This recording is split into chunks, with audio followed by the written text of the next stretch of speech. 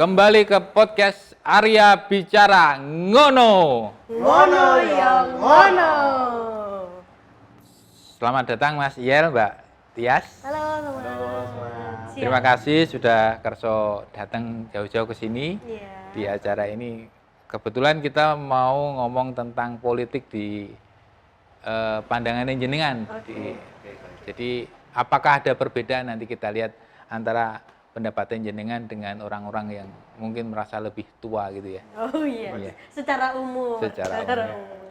Karena kan ketika ngomong politik, orang kadang, generasi milenial, generasi Z ini apolitis. Apakah benar apolitis ya? Oke. Kita lihat dari pembicaraan kita nanti ya. Oke. Saya ini siap-siap ini nih. Siap-siap gimana Mas Yel? Ready dulu. Oh iya, siap dulu. Kan belum mulai. Ini siapa mau jawab ya? Monggo. Oke. Boleh. Pernah dengar kata pemilu? Pernah. Ya sudah pasti pernah dong. Apa itu pemilu? Kalau dari kepanjangannya kan pemilihan umum ya.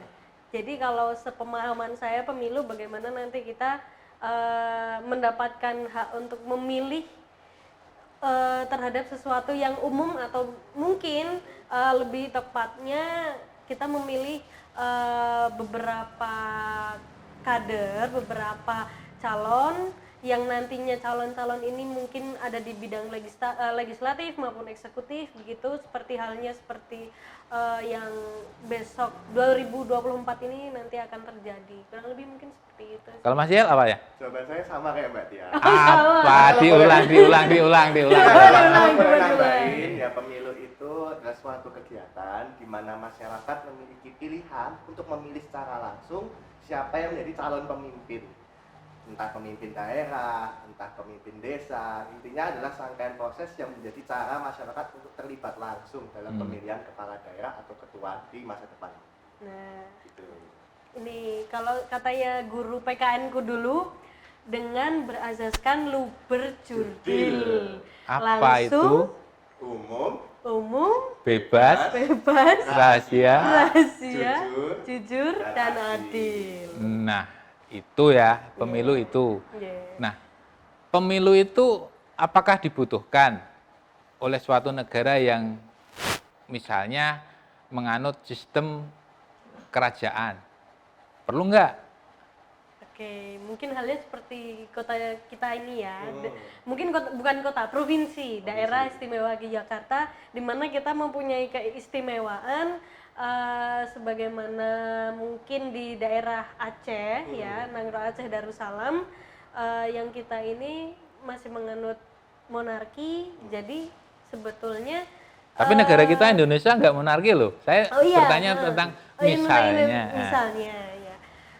Kalau untuk kenegaraan, Misalnya Thailand gitu kan kerajaan, Oh iya, Brunei Thailand. kerajaan, Inggris kerajaan.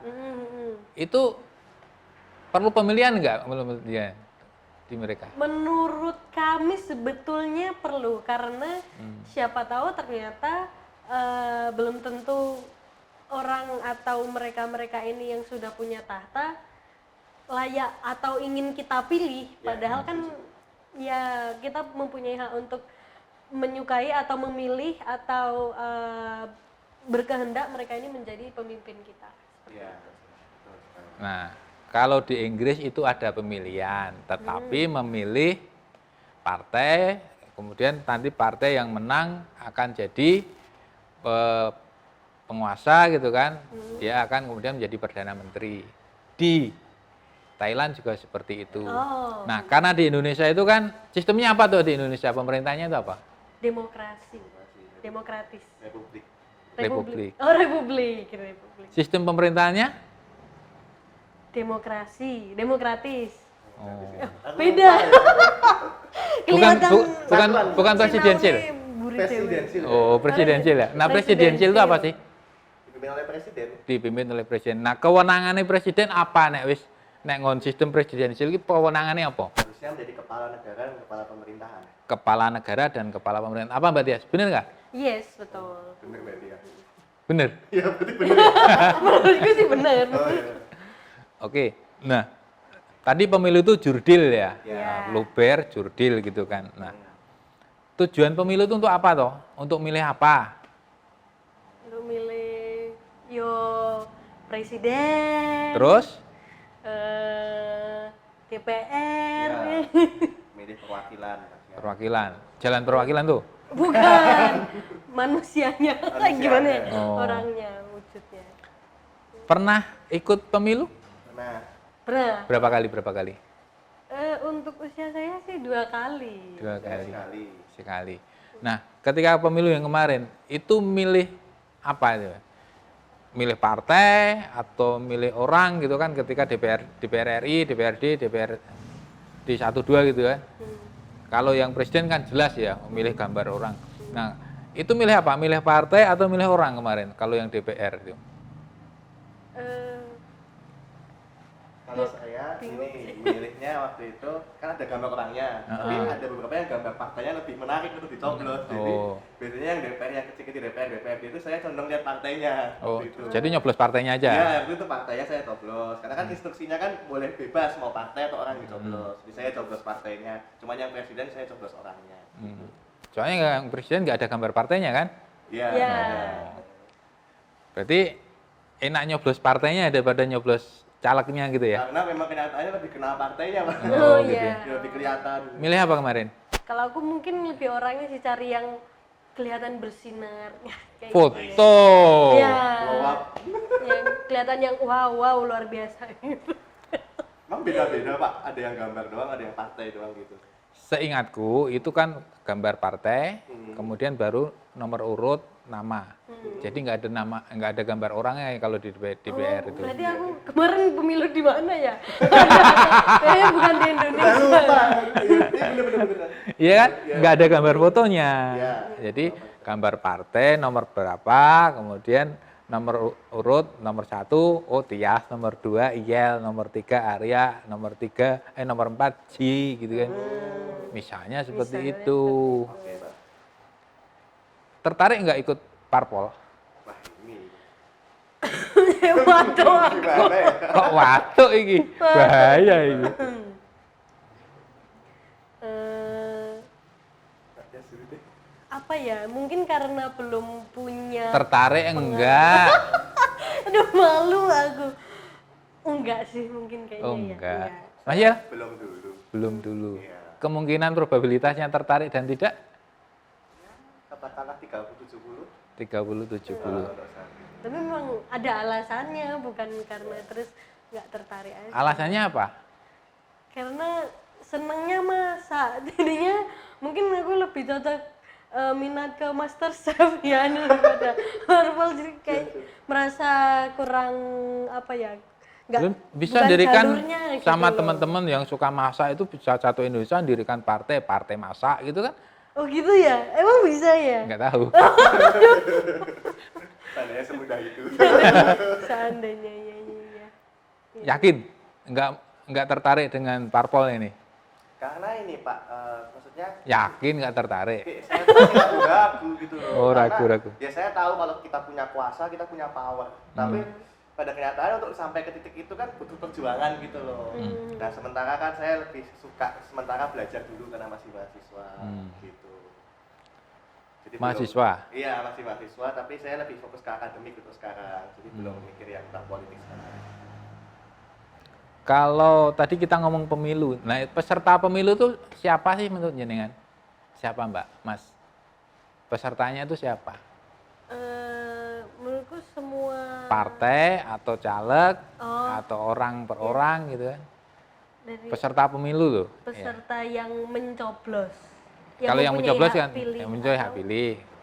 Peserta pemilunya yang dipilih itu apa? Oh yang dipilih. Hmm. Yang dipilih Perwakilan partai nggak sih Pak? Oh, Iya. partai ya berarti. Berarti logikanya peserta pemilu itu partai ya? Ya perwakilan rakyat yang dia ikut partai supaya dia punya hak dan suara untuk ikut pemilu yang saya tahu. Jadi kalau orang ini nggak masuk partai atau nggak mengikuti mekanisme pendaftaran pemilu belum tentu bisa dicoblos namanya. nah Nah, di pemilu 24 nanti itu kita milih kan ada 2 kali ya. Di pilihan yang Februari itu kita milih DPR RI, DPRD 1 2, provinsi dan kabupaten atau kota, kemudian DPD dan presiden, wakil presiden. DPD tahu nggak? Kepanjangannya Iya, Dewan Perwakilan Daerah. Dewan Perwakilan Daerah. Ini tahu nggak satu provinsi itu milih berapa orang untuk diwakilkan di Jakarta sana? Nah, kurang tahu. Nggak tahu. Kurang Ya. tahu. Milih 4 kayaknya. Oh, bukan satu ya Pak ya? Milihnya 1 yang jadi 4. Masing-masing provinsi nanti punya wakil 4 di sana. Jadi yang jenengan milihnya 1. Kalau milih 2 gugur bisa, nanti. ya. Bisa. Bisa, tapi gugur. Cuma dianggap gugur. Oh. Jadi beda ya, bisa dan tidak itu ya. Siap Pak, siap. Siap salah Pak. Siap, salah. Jangan salah. Push up. Terus kalau jenengan milih anggota DPR, entah RI, entah provinsi, entah kabupaten, itu harapannya terhadap mereka apa? Kalau tadi kan milih partai, harapannya partainya ngapain? Tak pilih ki. Ya bertanggung jawab karena kita sudah mendukung partainya, ya partainya paling nggak dia bisa mengalokasikan dan membina para kadernya supaya bisa mewujudkan harapan rakyat gitu. Nah, Mereka punya visi misi tentunya. Ketika partai diberikan kepercayaan lebih, harusnya kan partai ini menjalankan visi misinya, bukan malah bikin program lain atau tidak menjalankan program yang mereka mau gitu. Nah, Mbak Tias? Sama. Sama. Dia bilang sama. Suruh ngulangi nggak? Oh, enggak, Pak. Tahu nggak tugas DPR itu apa sih? Kalau tadi kan presiden sudah, tugasnya kepala pemerintahan dan kepala negara. Nah, kalau DPR apa tugasnya? Legislator, itu apa? Jadi perwakilan rakyat Pak, membahas undang-undang, Bahas undang-undang, terus mengawasi mungkin. mengawasi. Udah 2, kurang 1. Rapat. Menyatakan pendapat. Tuh. Saya nggak lupa sih. 3 ya. 1, legislasi, pembuatan peraturan perundangan. 2, pengawasan. 3 apa? Budgeting. Oh, Pak. Benar nggak? Penganggaran. Oh, benar. Anggaran. Seperti itu yang saya tahu. Oke. Jadi kita sama-sama belajar gitu ya. Terima kasih Pak. Siap, siap. Nah, sekarang misalnya ini ya, misalnya, jenengan tadi bilang nggak tertarik, tapi tiba-tiba ada partai yang nawarin, Mas ya, wah kayaknya followermu banyak ini, wah, nyalon dong lewat partai ini, kamu ikut anggota partai dong, mau nggak? Gitu. Misalnya situ mau. Nah kalau situ jadi anggota dewan, mau ngapain? Kerjanya mau ngapain? Ya jelas ya, saya mau jadi orang baik Pak, minimal nggak tidur kalau rapat Pak. Maksudnya saya bukan ini ya, ini disclaimer, maksudnya ketika kita dikasih kepercayaan ya minimal kita menjalankan hak dan kewajibannya. Kan DPR itu kan dia punya hak dan kewajibannya. Yes. Haknya ada hak perlindungan, tapi samping perlindungan yang dia dapatkan, dia harus bisa memberikan aspirasi rakyat. Maksudnya jadi ketika saya dipercayakan ya nanti kalau ada yang meminta disampaikan aspirasinya, atau ada yang punya keluhan, atau misalnya ada yang saya bisa bantu lewat expert saya ketika saya diberikan kekuasaan di DPR, mungkin saya akan membantu menyuarakan itu. Cuman untuk jelasnya, konkretnya mungkin belum kebayang Pak, tadi kan belum ada minat untuk itu. Kalau ada anggota dewan yang kayak gini, kira-kira mau milih nggak? Mau dong. Mau. Karena yang tadi itu, Iya. karena yang nggak tidur tadi ya. Iya betul. Maksudnya dalam artian mereka benar-benar memahami apa yang sedang dibicarakan pada rapat itu dan punya kemauan untuk melaksanakannya kan gitu. Ini kan kalau jadi anggota DPR. Nah, suatu saat misalnya nih, Mbak Tias tiba-tiba jadi kepala daerah di Bantul gitu kan. Waduh. Jadi bupati Bantul gitu kan. Iya. Apa yang mau Mbak Tias lakukan? Memang yang diharapkan saya terutama sebagai warga negara, sebagai rakyat Bantul gitu, bagaimana nanti si bupati ini menjadi seseorang yang benar-benar mewujudkan apa yang daerahnya butuhkan dan apa yang rakyat butuhkan, mungkin seperti pembangunan jalan, pemerataan bantuan dan lain-lain seperti itu. Dan terutama yang jujur, tidak korupsi seperti itu. Dan harapan saya seperti itu, maka mungkin nanti ketika saya menjadi bupati atau pemimpin suatu daerah gitu, saya juga bisa atau ingin menjadi orang seperti yang saya harapkan ke orang lain. Duitnya gede loh, tahu nggak? Ada APBD itu. Kalau negara kan ada APBN ya. APBN negara kita tuh sudah sekitar lebih dari 3.000 triliun. Oh, nolnya biroyo. Oke banget. Iya kan? Iya. Nah, kalau yang di tempat saya di Sleman itu ada sekitar 2, sekian triliun. Kalau Bantul saya belum terlalu tahu ya. Artinya dengan uang yang sebesar itu, dengan daerah yang sebesar itu, dengan orang yang bermacam-macam, itu apa yang mau dilakukan dengan anggaran yang besar? Apakah kemudian mau dibuat supaya orang itu bisa saling kenal satu sama lain, menghargai satu sama lain gitu, atau seperti apa? Ataukah hanya cuma yaudah uangnya sekian, oh ini buat aparatur negara sekian, ini buat ngaspal sekian, ini buat tanpa kemudian ada program-program yang mencoba untuk programnya misalnya membuat masyarakatnya semakin apa ya namanya satu sama lain itu saling menghargai. Kalau seperti itu gimana, Mbak? Kalau jadi bupati misalnya? Menurut saya memang kita perlu ketahui dulu apa yang paling urgent, apa yang perlu diutamakan dari suatu daerah itu. Misalnya katakan seperti tetangga kita Gunung Kidul, di mana mereka masih kesulitan air bersih dan masih mengalami kekeringan gitu. Mungkin kita lebih ke arah mengutamakan yang itu dulu dibanding yang lain, atau mungkin mereka ternyata sektor mata pencarian utama ada di pariwisata pantai, katakan seperti itu, kita mengolahnya lebih ke arah sana. Jadi memang mengutamakan apa yang Jadi gimana nih, jadi Bupati Bantul mikirin Gunung Kidul gitu ya? Oh iya ya ceritanya gitu. Ini gimana ini? Kan Gimana ini? saudaranya ada di sana. Oh. Dari Bupati Gunung Kidul. Oh, iya. Kalau Mas Yel yang jadi misalnya, Yang jelas karena saya tadi kan istilahnya dimintain tolong kasusnya kan, saya diminta maju.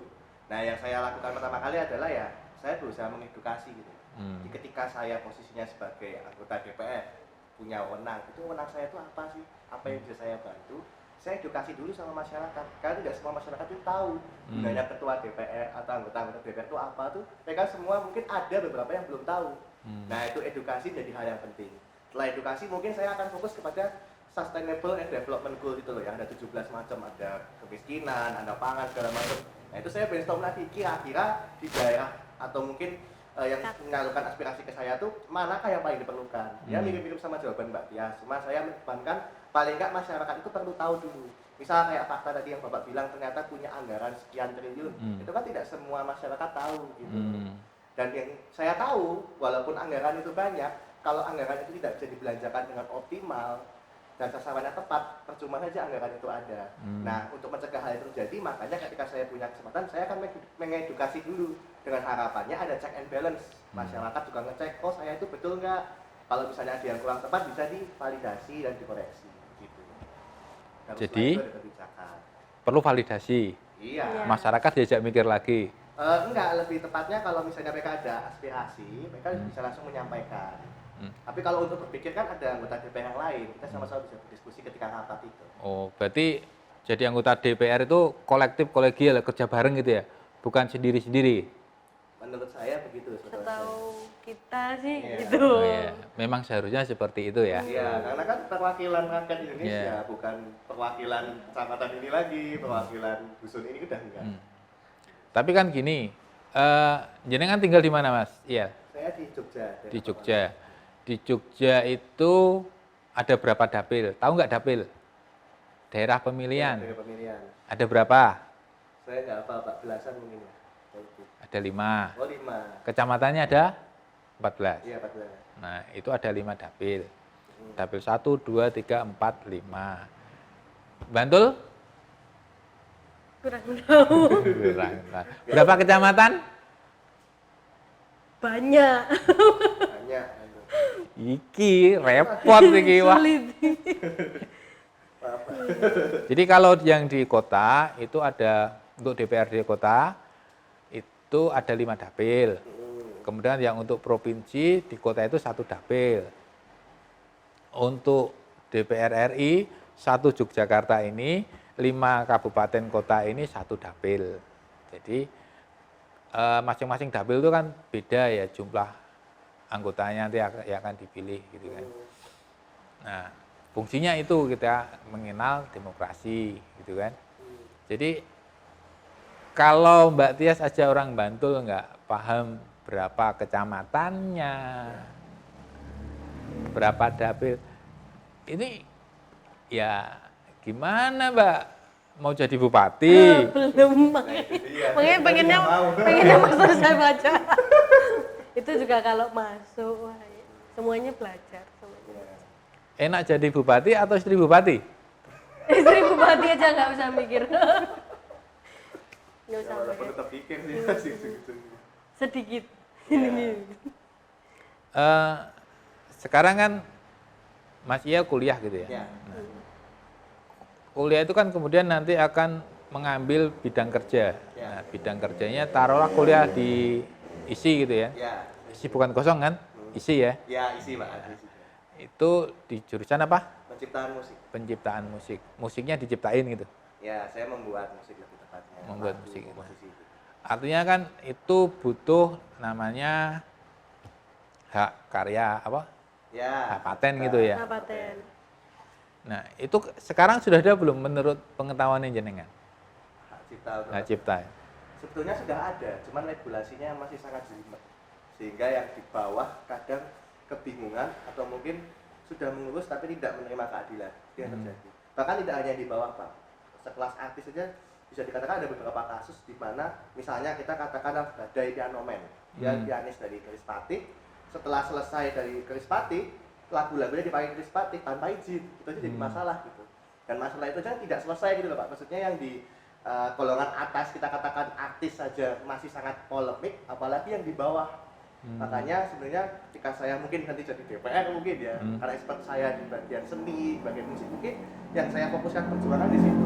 Artinya adalah ya, walaupun nanti kata Bapak, maksudnya bagaimana kita menjadi pemimpin kalau saya pengetahuan kita kurang. Saya percaya pengetahuan itu bisa ditambah, tapi expertise itu menjadi kekuatan. Kalau orang yang kuat di seni, ya berarti dia kalau memperjuangkan seni pasti akan lebih kuat daripada memperjuangkan pangan. Dan daripada kita fokus ke kelemahan, kenapa kita tidak memperjuangkan yang menjadi kelebihannya? Gitu sih. Ini kalau seni. Yang mau makan-makan, chef. Saya gorengan mendoan. Kari nyemplung ki. Jadi tetap penting ya pemilu itu supaya jenengan dapat wakil yang kemudian memperjuangkan kepentingan jenengan sebagai seniman, sebagai apa? Chef. Terus misalnya ini ya, misalnya ada teman jenengan yang kemudian mencalonkan diri, kemudian jenengan tahu bahwa ini orang ini, oh baiknya di sini, tapi kelemahannya di sini. Kebanyakan orang kan kemudian diambil kelemahannya, kemudian ada orang lain datang, calon lain gitu kan, jenengan nggak tahu.